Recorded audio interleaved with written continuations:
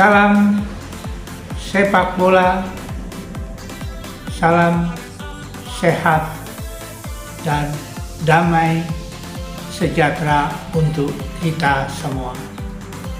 Kembali di ruang sepak bola Paulus Sutrisno Rogen. Masih dalam kenangan memori para legenda sepak bola, pelatih maupun tokoh-tokoh sepak bola nasional. Kali ini kita akan mengenang dengan Maradonanya Indonesia dan juga disebut Kevin Keegan Indonesia. Beliau adalah Zulkarnain Lubis.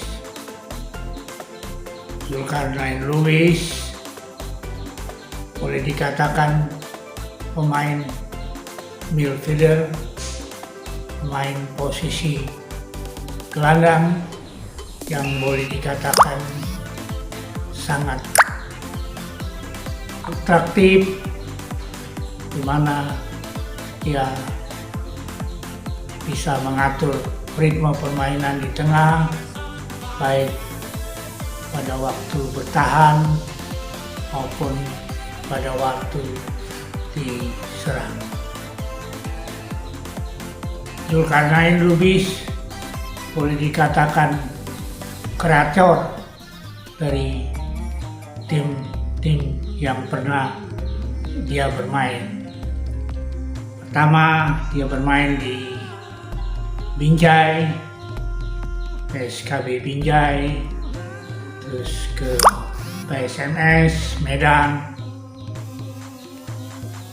dan berlanjut pada masa Galatama di Mercu Buana Football Club, di mana pengusaha Prabowo Sutejo, adik dari mantan Presiden Soeharto, mensponsori Mercu Buana ini, mana dengan manajer tokoh sepak bola Sumatera Utara, Medan, Kamarudin Pangambian.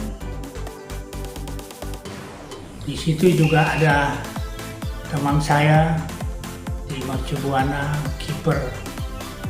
goalkeeper Denny Daniel Pasla, yang pernah bersama-sama bermain di klub Warna Agung Jakarta pada tahun 1975. Dan saya cukup akrab dengan Denny Pasla ini, dan Denny Pasla juga lah yang memperkenalkan saya ke Zulkarnain Lubis, karena mereka sama-sama anak Medan dan mereka sangat begitu akrabnya.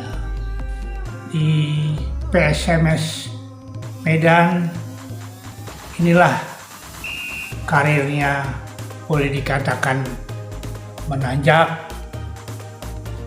karena bersama PSMS Medan, Zulkarnain Lubis merasakan menjadi runner up di visi utama Perserikatan pada tahun 1979.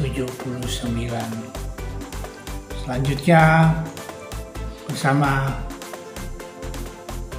datangnya kompetisi Galatama di tahun 1979, Zulkarnain Lubis pindah ke klub Mercu Buana Football Club Galatama yang aksinya memukau kelihatan talentanya. Dia bermain tahun 1980 hingga 1983 dan membawa Mercu Buana menjadi runner up Galatama pada waktu itu. Selanjutnya Zulkarnain Lubis pindah ke Yanita Utama. Kepindahan pada waktu itu sempat membuat kontroversi, sempat menahan Zulkarnain Lubis pindah ke Yanita pada tahun 1983. Kepindahannya waktu itu sempat boleh dikatakan ramai, tapi pada tahun itu juga Yanita berhasil menjadi juara Galatama. Kemudian Zulkarnain Lubis pindah ke Krama Yuda 3 Berlian KTB. Di KTB inilah dia mendapat julukan Maradona Indonesia, tampil dengan trademark seperti pemain-pemain pada waktu itu berambut gondrong dan boleh dikatakan memberikan umpan-umpan matang, visi permainan cukup bisa membacakan permainan dan bisa membaca pergerakan baik pada waktu bertahan maupun pada waktu menyerang, dan kadang-kadang melakukan umpan counter attack di mana pemain-pemain depan hanya dapat assist yang begitu indah dan dapat diselesaikan. Bersama klub Krama Yuda 3 Berlian pula lah Zulkarnain Lubis bisa meraih Galatama di tahun 1987, 1988. Kemudian dia menjadi perhatian dan tentu saja secara nasional tim nasional PSSI menariknya untuk memperkuat di lini tengah. Dia pun ditarik oleh Berce Matula-Velwa, dan dalam Asian Games Seoul 1986 Indonesia masuk 4 besar. Setelah itu Om Sinyo Aliandu menariknya di tahun 1986 untuk pra Piala Dunia. Yang menarik, Zulkarnain Lubis ini dipadukan oleh Sinyo Aliandu bersama-sama dengan Ruli Nere, Eli Idris, dan Eri Kiswanto, dan mereka berempat ini boleh dikatakan sangat padu sekali dengan karakter masing-masing, sehingga menjadi kesatuan, sehingga tentu saja di pra Piala Dunia tahun 86 Meksiko ini Indonesia hampir lolos, di mana sayang dengan kemampuan tim nasional yang boleh dikatakan pada saat itu yang terbaik, Indonesia bisa mengalahkan India, bahkan Thailand, dan akhirnya kalah dengan Korea Selatan dengan agregat 6-1. Setelah itu pada tahun 87-88 PSMS yang dilatih oleh Tum Sila merekrut kembali Zulkarnain Lubis, dan tentu saja di sini PSMS boleh dikatakan yang merupakan klub yang langganan di divisi utama, lolos ke 6 besar. Zulkarnain Lubis belum maksimal seperti yang ditunjukkan, bahkan dia mendapat kartu merah. Setelah dari PSMS, Zulkarnain Lubis ke Gresik membela klub Persigres. Persigres Gresik pun lolos ke 8 besar divisi utama Perserikatan di tahun 1991-92. Pada waktu 6 besar di Perserikatan ini, Persigres ketemu PSMS Medan, dan yang menarik di PSMS Medan pada waktu itu ada adik kandungnya Aswardin Lubis. Kakak beradik ini membela klubnya masing-masing. Zulkarnain Lubis melalang buana ke PSM Makassar, dan akhirnya di tahun 2018 saya sangat terkejut mendapat berita pada tanggal 11 Mei 2018 bahwa Zulkarnain Lubis kena serangan jantung. Akhirnya beliau wafat di Bali di rumah sakit Pertamina. Sangat berduka, khususnya pada waktu itu Kabupaten Bali Penukar Abad Lematang Hilir mengontrak dia selama 3 tahun di tahun 2015 hingga 2018. Hanya beliau atas persetujuan keluarga dimakamkan di Binjai, Sumatera Utara, merupakan kampung halaman dan tanah kelahirannya.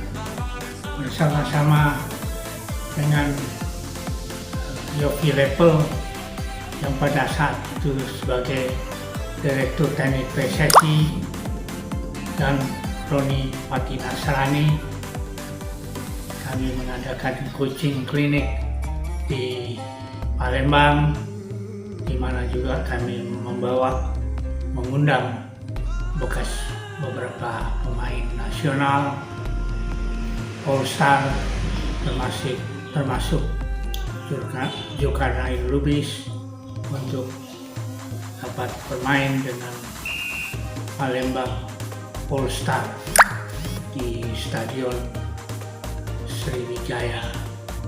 Telah melakukan coaching klinik, maka sore harinya kita bermain untuk pertandingan boleh dikatakan silaturahmi ataupun eksibisi antara PSSI All-Star dan Palembang All-Star. Sungguh menarik,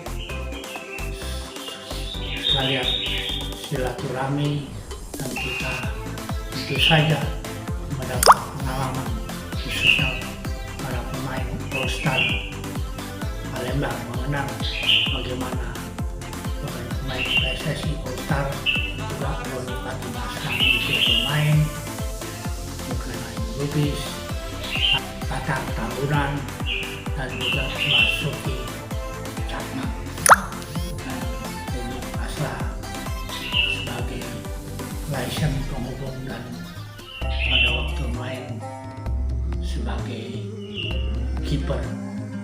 Dan pada saat pertandingan tersebut, Zulkarnain Lubis membuat gol dengan tendangan hampir di luar kotak penalti 16 besar, dan masih menunjukkan permainannya sebagai Maradona Indonesia.